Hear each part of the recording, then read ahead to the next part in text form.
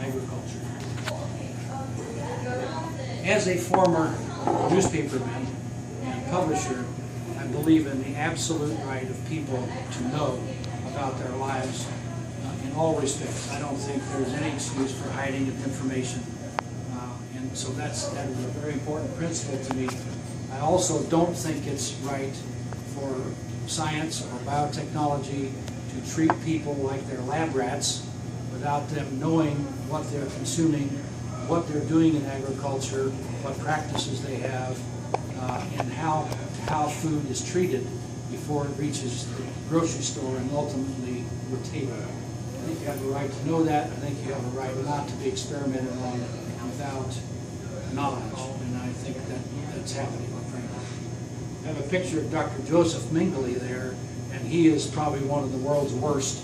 He was a Nazi doctor during World War II that experimented on people in all kinds of different nasty ways.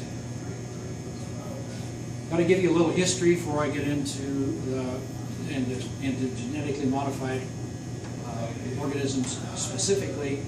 In the 20th century, if you go back to the beginning of the 20th century and up through the middle of the century, you saw that this country was populated with a lot of small family farms. They had diversified crops, they had livestock, they rotated crops, they let fields lay fallow and unplanted sometimes. All of the food production was produced locally for the most part. They had local processing and local markets. So we saw things were done, kind of where we lived. I think some of that's coming back now, frankly. I think there's a movement in that direction. World War II, we saw the rise of the chemical industry. And after World War II, those chemicals, a lot of them became pesticides. Pesticides is another word, as far as I'm concerned, for poisons. Now they're poisonous to something. They're either poisonous to plants or insects or animals or something, but they are poisons. 1953, which wasn't all that long ago, scientists Watson and Crick determined what the DNA structure looked like. That's the first time, and there were a lot of guesses before that, but it was 1953, which isn't all that long ago, frankly. 1962, Silent Spring by Rachel Carson was published, and she was an adamant person against the then widespread use of DDT. It was touted as being one of the miracle chemicals of the world, that it killed mosquitoes and other insects. And back in my childhood days, I can remember in our neighborhood there used to be a DDT truck that came around periodically pumping out a cloud of DDT, and all the kids in the neighborhood would get on their bicycles and ride in this cloud because it smelled good. We know what the situation was with DDT. It was ultimately banned in 1972. 1971, there was a guy named Earl Butz, Dr. Earl Butz from Purdue, who was the Secretary of Agriculture. I'll have more to say about him in a second. 1970s and 80s was when this gene technology was first started to be developed. I was at Purdue doing the graduate work in the 80s, so I was right on the cusp of some of this technology. 1994, the first genetically modified food hit the market. It was called the Flavor Saver tomato. It didn't stay on the market. It was supposed to have a transgene in it that made it have longer shelf life. It didn't work out. It was not accepted. It didn't work out, and ultimately was withdrawn from the market. Secretary Earl Butz. So in the middle of the century, we saw a very big change in farm policy in this country. And the quotation that was attributed to Earl Butz, the famous one is, it told farmers to get big or get out. And then national policy in those days became one of promoting larger and larger farms and having people who were farmers move into cities and take other jobs. This was when the big takeover by the agribusiness corporations began. It continues today. So today we have about 10 companies off-farm now that process the farm products that control the processed food industry. So it's consolidated into fewer and fewer large corporations. Okay, so where are we with our own health? Last year I ran across an article in the AARP, that's Association for Retired Persons in this country. In their newsletter there was an article that said, "Doctor's news is not good. Americans are in poor health and dying sooner than the rest of the industrialized world." In a study that they did of 17 industrialized countries, that would be all of Europe, and you can think of the countries that are industrialized. The United States men had the shortest lifespan of any of the 17. Women were next to the last, and the gap has been growing in the last 2 or 3 decades between us and the rest of the world. So what's happening? This causes me to think, what's a common denominator between us and the rest of the world? Is we all eat, right? And we all eat maybe different foods that have been treated differently, and maybe this is a factor that needs to be looked at. Anyway, the National Institutes of Health have ordered studies to try to identify this, but I don't think that they have ordered any studies regarding genetically modified foods. Okay, who are you? When we look in the mirror in the morning, we think, okay, this is me. But the fact is that our bodies, our human cells, are about 10 trillion in number. But what you're looking at in the mirror is about 100 trillion cells. So 90% of what you see in the mirror is not you. It's bacteria, it's other organisms that are living in or on you. Okay?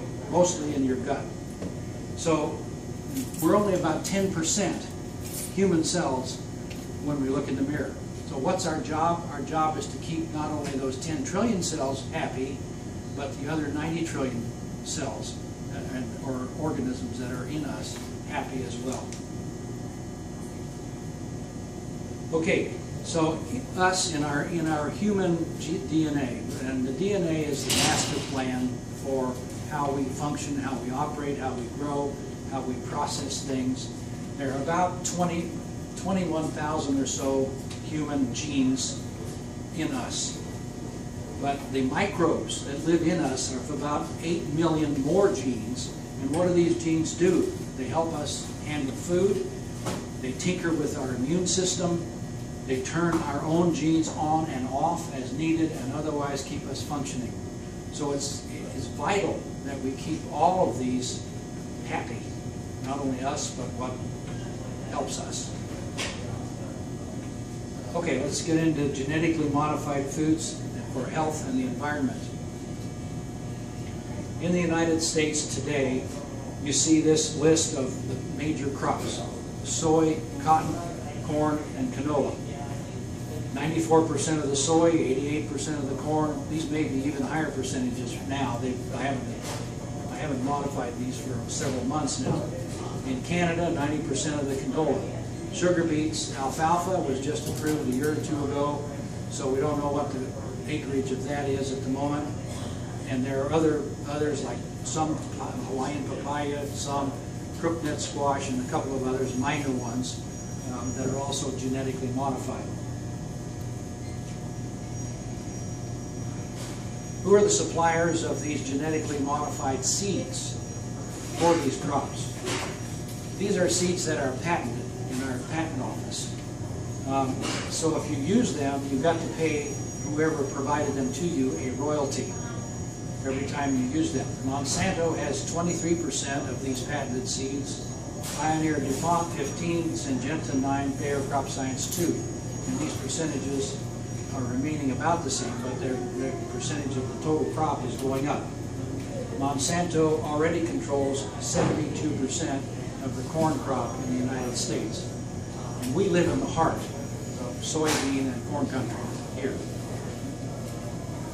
So I need to give you a little quick biology lesson. We have a plant. We look at a little section of leaf. That leaf is made up of cells. In the center of those cells is a nucleus structure within the cell. You see those little wormy-like things in there? Those are chromosomes, and those chromosomes are what are made up of the DNA, the deoxyribonucleic acid. That is the code of life. Those exist on the chromosomes, and then those are coded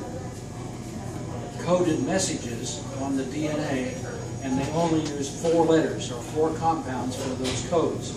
A, T, and CG stand for adenine, guanine, cytosine, and thymine. These are 4 chemical compounds, so everything in us comes from an alphabet of only 4 letters, basically. So, back up here a second. Okay, so how does genetic engineering work? Scientists have been able to identify sections of our DNA that do or result in certain traits, or certain compounds, or certain enzymes, or certain characteristics. Eye color, for example, is one. Earlobe shape is one. And some of them take multiple genes to define. So what happens in genetic engineering? Scientists identify a gene that is associated with a desired trait or characteristic. They change this gene so it'll work. They've got to do some removing of some things, some adjusting of some things, so there's some manipulation that occurs. Then they prepare the cell or egg that's going to receive this transgene, it's called now. Then they transform the cell using a gene gun. I'll show you a picture of that in a minute. Microinjection, that's with a teeny tiny needle. With electroporation, which is where they apply an electric charge to cause the cell to be porous and allow the foreign DNA in, or with a bacteria or virus. It's called a vector or infection, where they have moved this transgene into a bacteria or virus and then allow it to carry it into the receiving cell.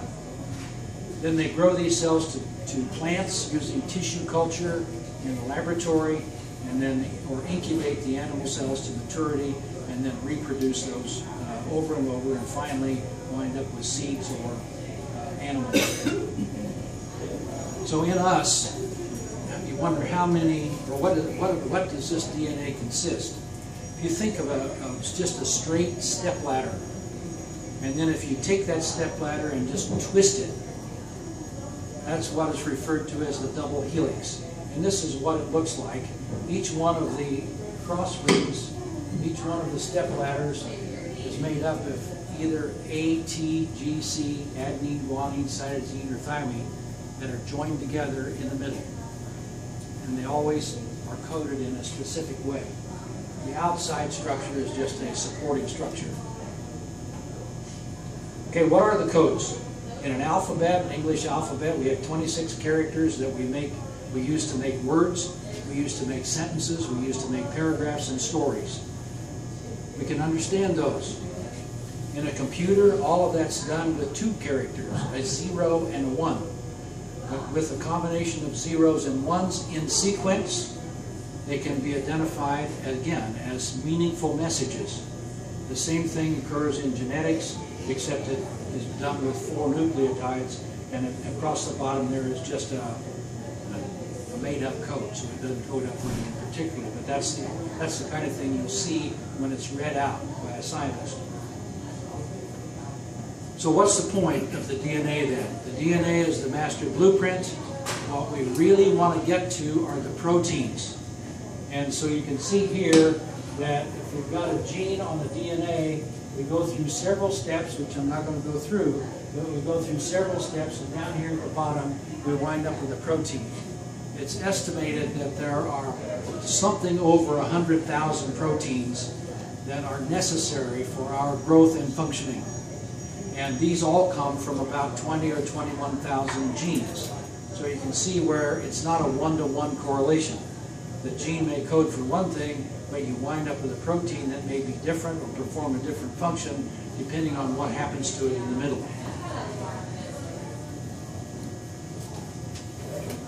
So this transgene then, that they're going to move with a trait, the most common one is to move a trait into corn or soybeans, for example, that then gives that corn or soybean the ability to withstand being dosed with Roundup pesticide. That they've been able to find a gene that they move in there that produces the protein that creates that immunity to the pesticide. So here we've got a gene for a particular trait.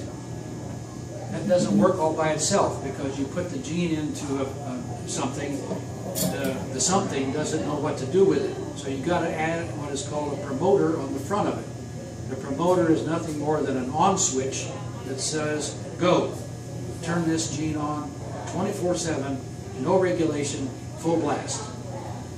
Then there's an end code at the end, or a stop signal that says, okay, quit reading here, that's the end of the message. Okay, but we're not quite done. We have this nice transgene that we're going to move into something, but how do we identify whether it got in there or not?